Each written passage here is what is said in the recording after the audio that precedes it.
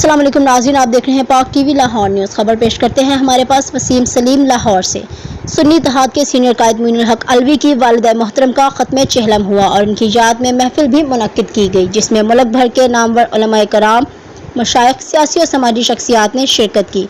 जनाब मोहतरम ख्वाजा सैयद दीवान आले हबीब खान, सज्जादा नशीन ख्वाजा अजमेर शरीफ, मुफ्ती मोहम्मद रमज़ान सियालवी, खतीब दाता अली हिजवेरी, पीर तारिक वली सज्जादा नशीन चिश्तिया अजमेरिया फैसलाबाद, पीर मोहम्मद आसिम नदीम चिश्ती, खलीफा मजाज दरगाह Ajmer Sharif, deputy attorney general of Pakistan Malik Israr Ilahi, deputy attorney general साबिका Mian Khalid Habib Ilahi, advocate supreme court, chairman Pakistan Milad council Malik Parvez Rabbani, Mohammad Ismail Raza Chaudhry, general secretary Punjab Pakistan press club, chairman Rehman foundation doctor Waqar, chairman Sunni Tehreek Hamid Raza और काफ़ी मेंबरान ने कसीर तादाद में सियासी और समाजी लोगों ने शिरकत की।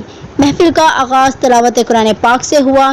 नात खानों ने अपनी अपनी हाजिरी से लोगों के दिल को मुनव्वर किया। मरगूब अहमद हमदानी पाकिस्तान के इंटरनेशनल नात खानों में से एक हैं, जिन्होंने हमारी महफिल में शिरकत की। उलमाए कराम ने माँ की शान में भी खुतबे बयान फरमाए। आखिर में दुआएं फरमाई गई।